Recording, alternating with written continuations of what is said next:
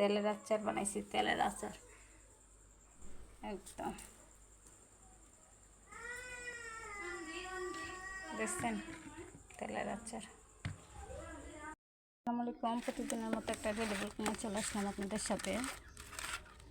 এই বছরও প্রথম হচ্ছে আমি আচার বানাবো। তো কাটাকাটি করছি, ওটা আপনাদের সাথে শেয়ার করা হয় নাই। তো ভাবলাম যে হলুদ মরিচ দিয়ে মাখিয়ে নিতেছি, এটা একটু ভিডিও করি বা আপনাদের সাথে শেয়ার করি। তো এগুলো সুন্দর করে আমি মাখিয়ে এখন 2 দিনের জন্য আর কি, 2 দিন 1.5 দিন যদি রোদ উঠে 1.5 দিনে শুকায় যাবে। তো এটা আমি তেলের আচার বানাবো শুধু, আর টক জাল আচার বানাবো, সেটার জন্য কেটে রাখছি আম। তো এই যে সুন্দরভাবে আমি দেখেন এইটা নিচ্ছি, এখন এগুলোকে সুন্দরভাবে আমি শুকিয়ে নেব। তো পুরো আচারের রেসিপিটাই আপনাদের সাথে আমি শেয়ার করব। আর এগুলো এখন আমি রোদে শুকানোর জন্য দিয়ে আসবো।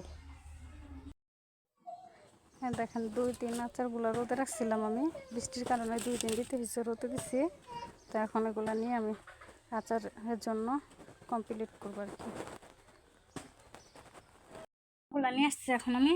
আর এইখানে দেখেন কিছুটা শুকনো মরিচ, পাঁচফোড়ন আর কিছুটা সরিষা আমি তেলের সাথে দিয়ে দিছিলাম, সাদা সরিষা, আপনারা চাইলে নাও দিতে পারেন। আর এইখানে এই যে আমগুলো আমি কাঁচের বড় নিচ্ছি একটা, এই যে দেখেন এইভাবে একটা একটা করে সবগুলো আম আমি ভরে নিব। আমগুলো কিন্তু আমি অতটা শুকাই নাই, দেখেন এই যে নরম আছে কিন্তু। তো আমগুলো এই যে সবগুলা বয়মে এভাবে যতটুক, আমার কিন্তু বয়মটা একটু খালি রাখা ভরতে হইব, কারণ এখানে কিন্তু তেল অ্যাড হবে সেহেতু এইভাবে। আর বাকিটা আমি অন্য কিছুর মধ্যে দিয়ে দিব যতটুক বাঁচে।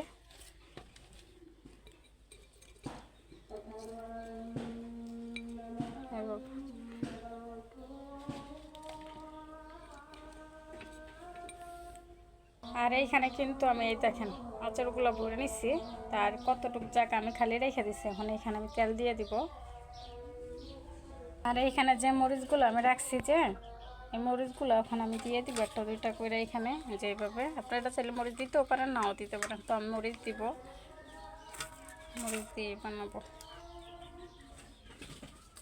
আর এইখানে কিছুটা এই যে পাঁচফোড়ন দিয়ে দেবো, তারপর গুঁড়া পাঁচফোড়নও দিব এইখানে, পাঁচফোড়নগুলো দিয়ে দিতেছি। আমের আচারগুলো কিন্তু আমি 2 দিন কি মানে 3 দিন একটানা রোদে রেখে দিছিলাম। শুধু রোদে আরও 2 দিন রোদে দিতে হবে, তাইলে পারফেক্ট হইব। দেখেন এইখানে আমি কিন্তু পাঁচফোড়ন আস্তাও দিছি, আবার শুকনো মরিচগুলো হালকা ভাইজা দিছি। যে কোনো জিনিসের সাথে খিচুড়ি বা খুদের ভাতের সাথে তেলটা নিয়ে খেলে অসাধারণ টেস্ট, অসাধারণ।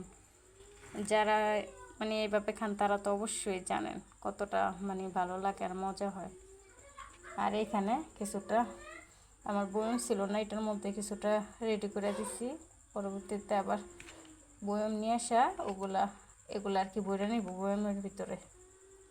তো এই আমার তেলের আচারের রেসিপি ছিল, আপনারা এইভাবে ট্রাই করে দেখতে পারেন আমার রেসিপি অনুযায়ী। দেখছেন কতটা পারফেক্ট। তো এই তো আমার ভিডিওটা, আল্লাহ হাফেজ, সবাই ভালো থাকবেন। ভিডিওটা আমার এই পর্যন্তই।